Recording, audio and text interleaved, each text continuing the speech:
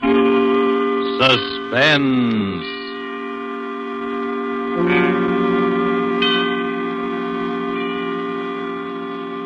This is the Man in Black, here again to introduce Columbia's program, Suspense.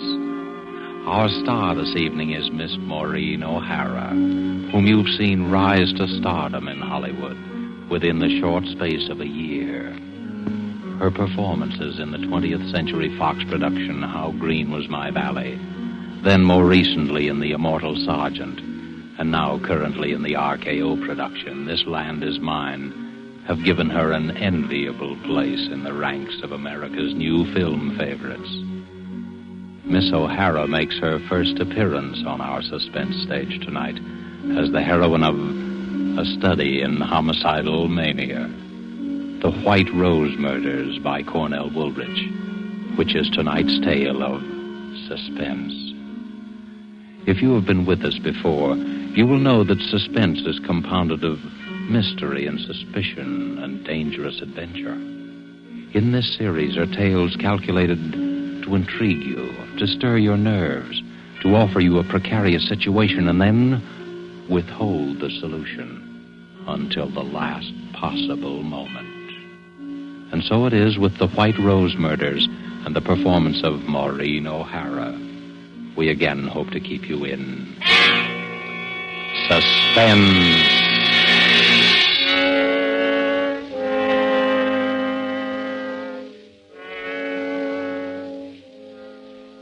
He stood there waiting.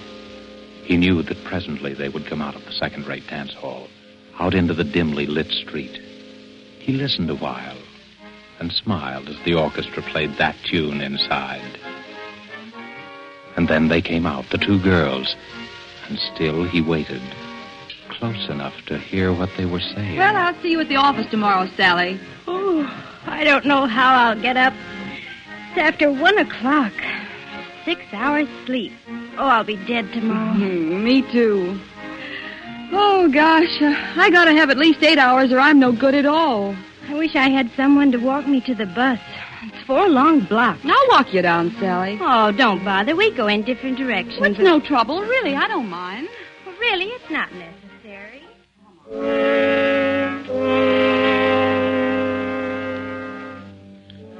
In the narrow alley that divides the dance hall from an ugly office building, he stood smiling. Just a little inside the alley, he stood stiffly against the wall, his head back, eyes closed, arms straight down, and in his left hand, a white rose. Well, all right then, Sally. Good night. Good night, Joan. See you in the morning.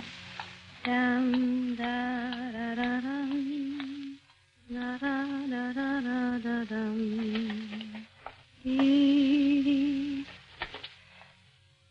Oh, I hope I don't have to wait long for the bus. Who are you? Keep away. Keep away from me. Let me go. Let me go.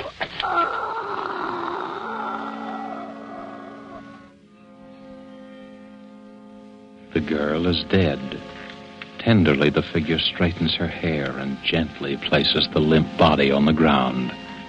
Then he opens her clenched fist, and carefully, so that the thorns will not bruise her flesh, he places in her hand the white rosebud.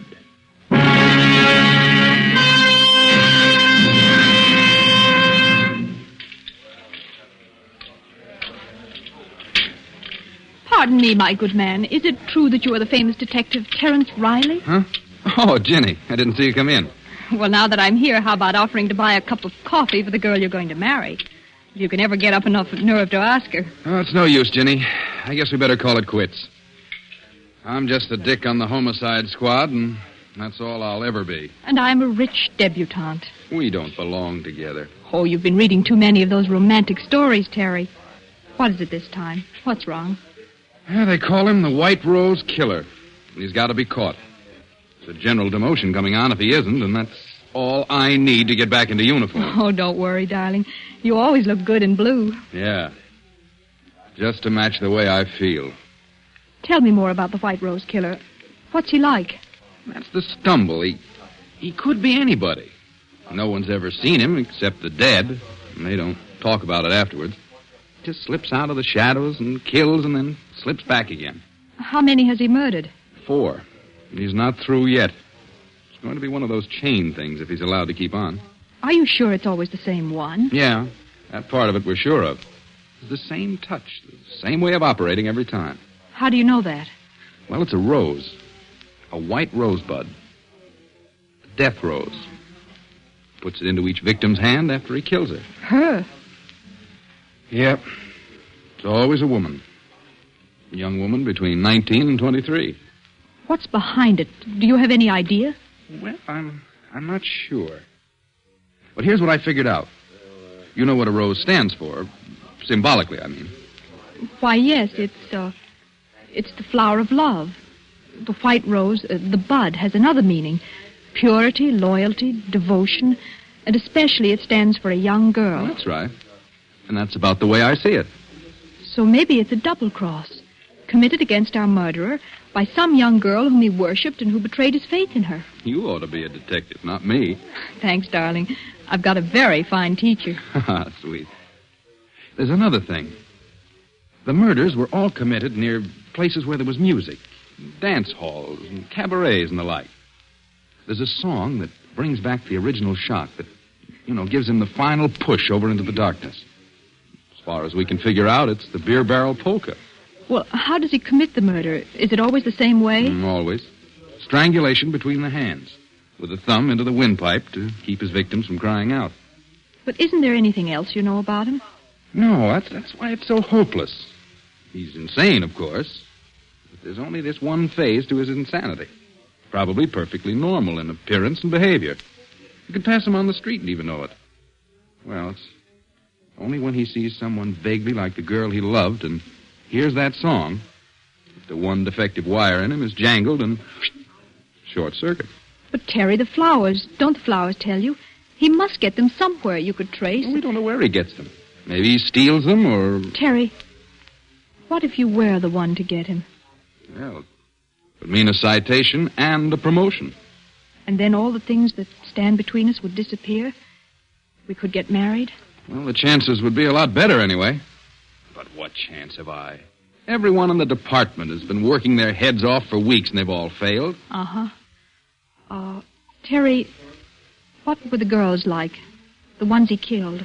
Well, as I told you, they were all between 19 and 23. Their heights were pretty much the same, too. They're all tall girls, around 5 feet 6 or 7. A little taller than you. And all dark-haired. How did they wear their hair? Why, they... Say, what is this? Oh, nothing, darling. Just interested. How did they wear their hair? Well, from what I remember, they wore it sort of loose and curly down the back. I suppose each one had a resemblance to that long-dead love of his. That's probably it. Well, anyway, that's how the record stands. And we're all waiting for it to happen again. I see. Terry, I'd like to go home now. I shouldn't have told you all that stuff. I've given you the creeps. Oh, come on, Terry. Take me home.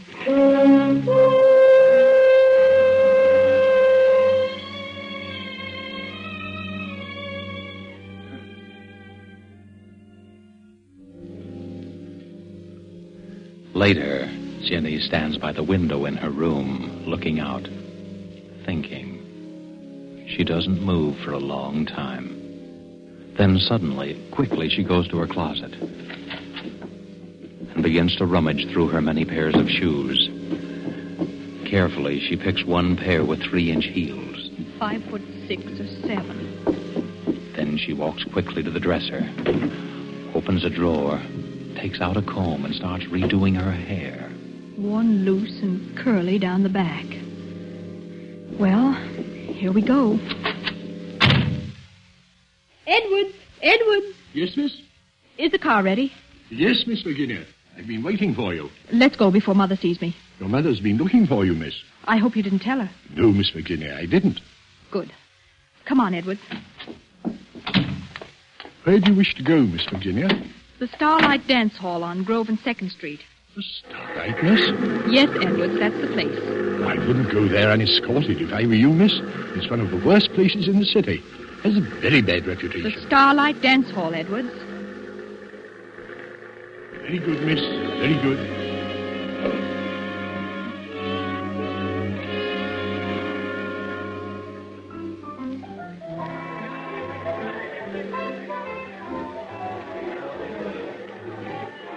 Ginny walks slowly around the low-lighted dance hall, trying to make herself conspicuous. A tall figure leaning against a pillar watches her intently as he idly smokes a cigarette. He doesn't seem to belong there. His clothes don't have the nattiness of a dance lover. Ginny pauses not far from him. Deliberately, he throws his cigarette on the floor, steps on it, and slowly walks over to her.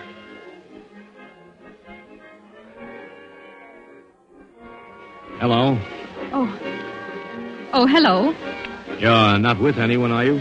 Oh, no, I'm alone. I thought so. I've been watching you all the time. Have you? I haven't seen you dance yet. I don't know anyone here. How about dancing with me, then? All right. Come on. Let's go out on the floor. Do you come here often? No. I never go to the same place twice. You don't? Why? I'm always looking for new faces. I'm restless. Do you find the faces you're looking for? Listen. Listen to that song. I like that. I like it very much. Yes, it is a nice song. You know, you remind me of someone I used to know. I'm trying to think who. I do? Yeah. You mind if we stop dancing and go over and get a drink? No, let's go. Oh, look. They sell flowers here. Yes, I see. I'll get you some. What kind would you like? Oh, any kind. You pick it out. All right. Let's see. There's something kind of innocent and young about you. Different from most of the girls that come here.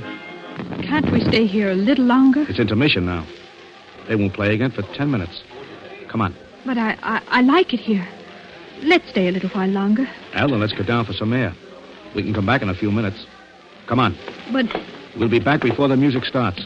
Oh, you're hurting my arm. Am I? I'm sorry.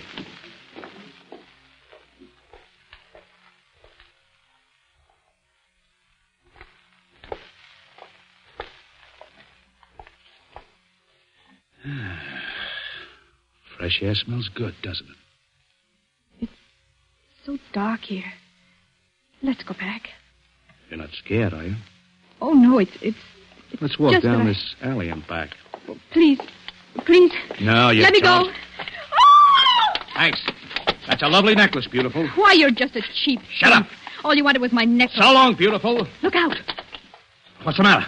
Behind you, look. Holy... She's dead. A girl. Murdered.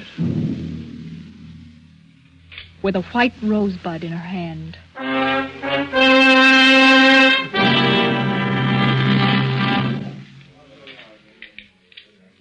Well, Ginny, happened again last night.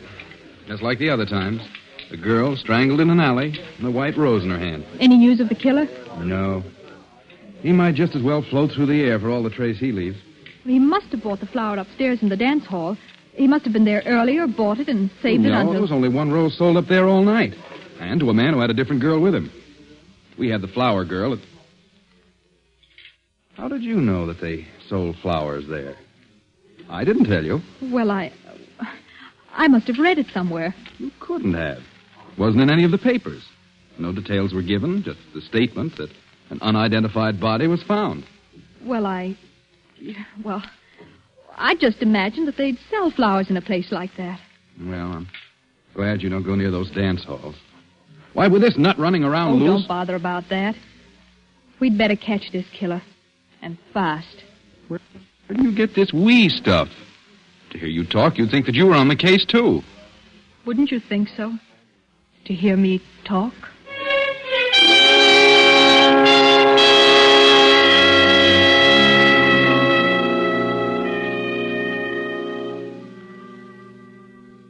Again, Jenny tours the low dives, hunting for the White Rose Killer.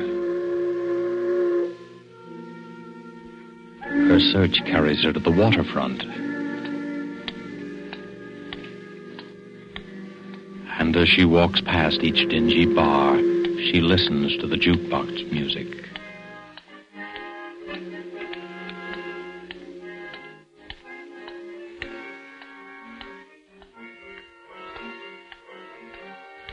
A little after midnight, she passes a dirty windowed saloon.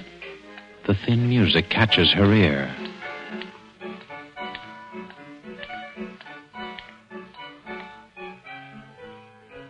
She pauses and listens, her eyes alive for some sign, some indication of the person she's looking for.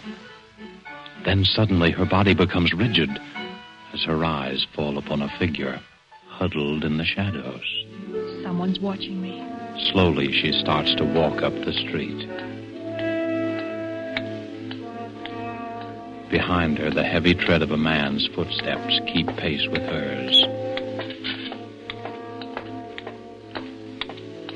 It's a quiet tread, unhurried but deliberate. For several blocks, it keeps the exact distance.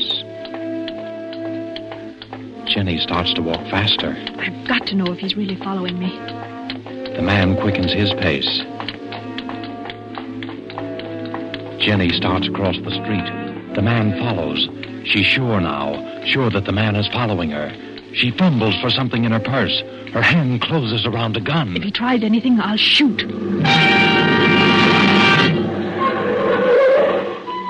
You in any trouble, lady? Oh, no, officer. It's all right. You scared him away.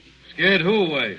Oh, just a man who wanted to bring me flowers. That's all. Well, he brought you one anyhow, lady. What do you mean? Right there on the ground, right by your feet. A white rose.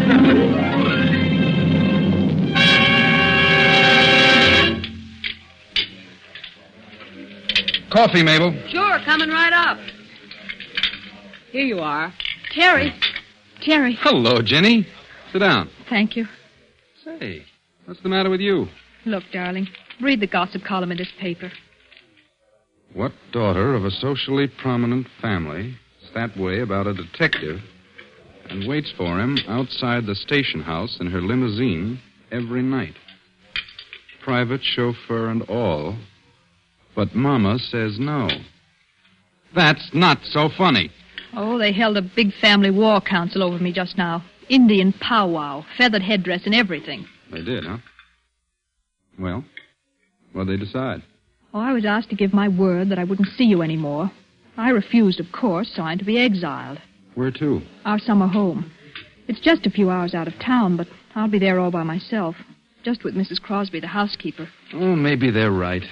Why don't you listen to them? Are you on their side, too? No. When are you leaving?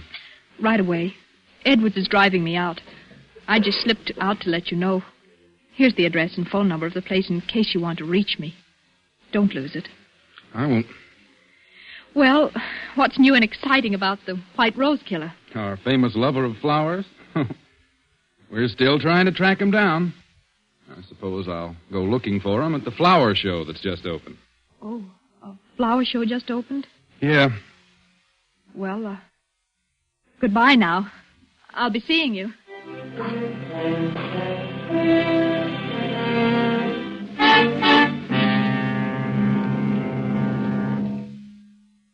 What floor is the flower show, please? 3rd floor, miss. 3, please.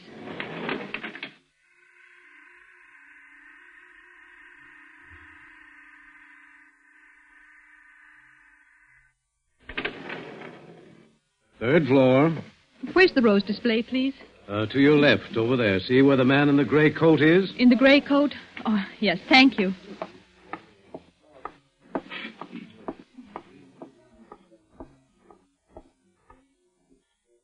They are lovely, aren't they? Oh, you startled me. I'm sorry. I was just admiring the roses. Oh, yes, the nicest flowers here. I just can't keep my eyes off them. Yes, you can feel that way about some flowers. Well, that's the way I feel about white roses. Have you been here long? I really don't know. I suppose so. You see, I've come here every day since the show opened. I like to be near the roses, the white roses. Those big ones are nice. No, I like the little ones best, the little tightly curled rosebuds. They're so little and innocent. Oh, well, I really better be going. Are you going down? Yes.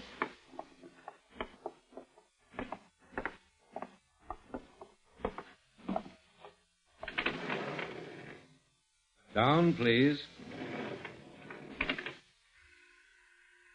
Here, miss, I took a rose for you. Thank you.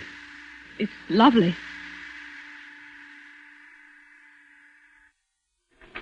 Would you care to have a drink with me?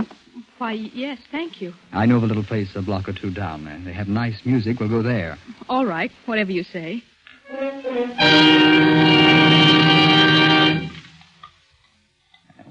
This is it. Where's the music? A nickel in the jukebox does it. Any special song you'd like? No, go ahead and pick one. Okay. There we are.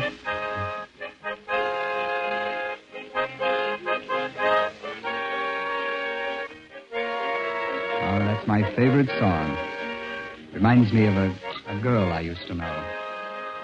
Oh, excuse me, I want to powder my nose. I'll be right back. Do you mind? No, of course not.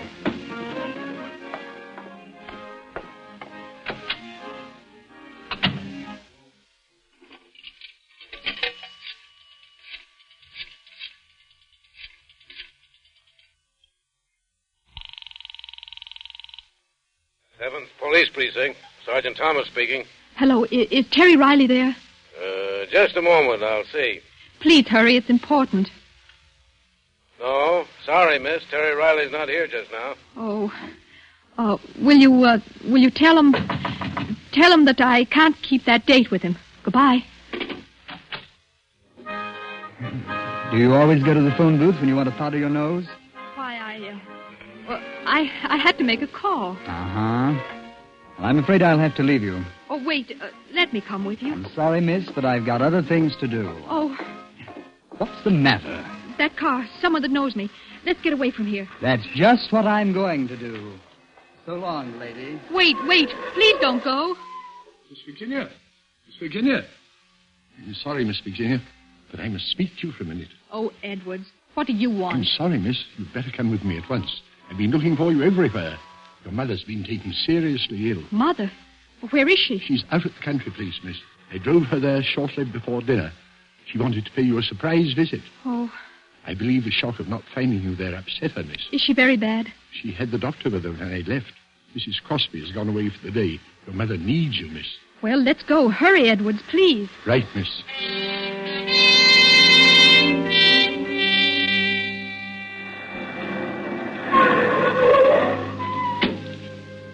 Where is Mother, Edwards? In her room, miss. You'd better hurry. Mother? Mother? It's Ginny. Is the doctor in there with you? Mother? Why, there's no one here. The room's empty. The bed hasn't been touched.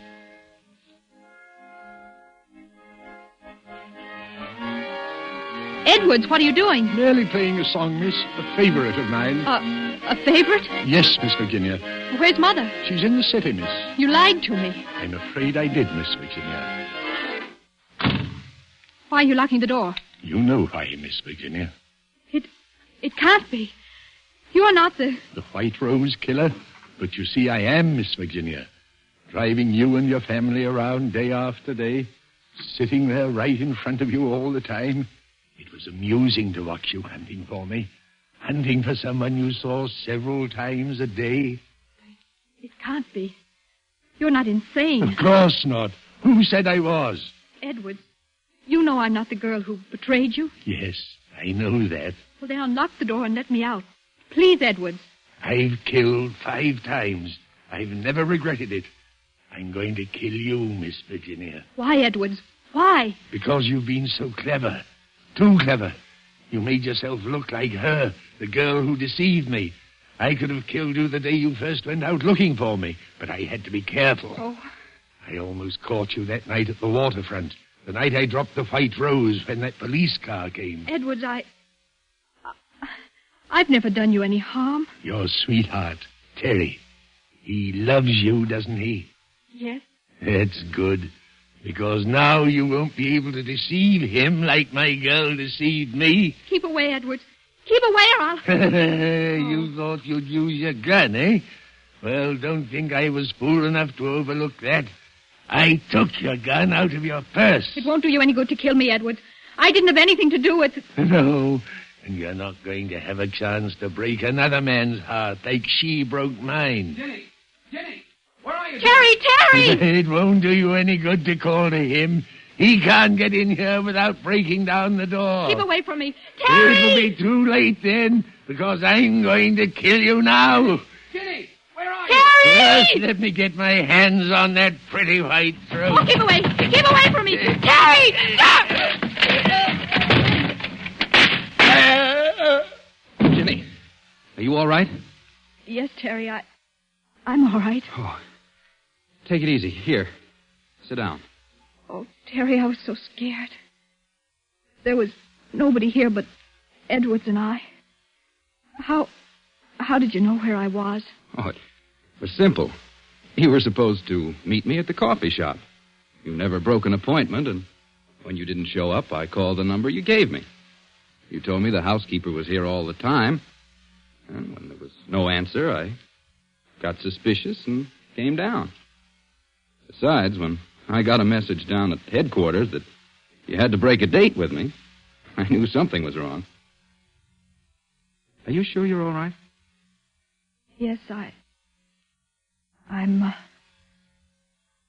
Terry, look. On the floor beside Edwards. A white rose. Must have fallen out of his pocket. That was meant for me. Oh, Terry, it's all crushed. Yeah. Crushed and dead. Just like the white rose killer.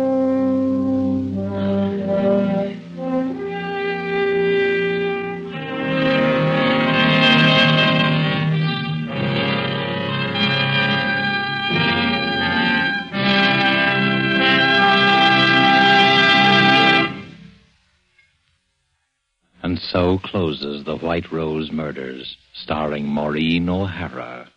Tonight's tale of Suspense. This is your narrator, the man in black, who, speaking for Columbia, hopes you have enjoyed Miss O'Hara's performance and our play.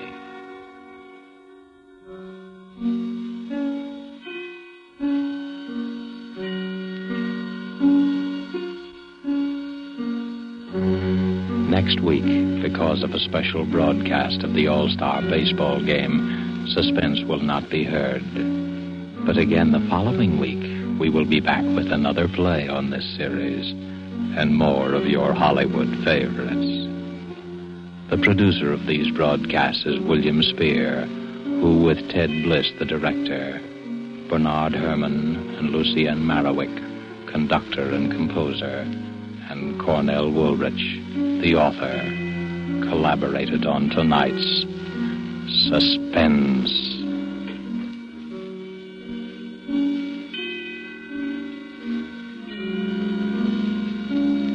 This is CBS, the Columbia Broadcasting System.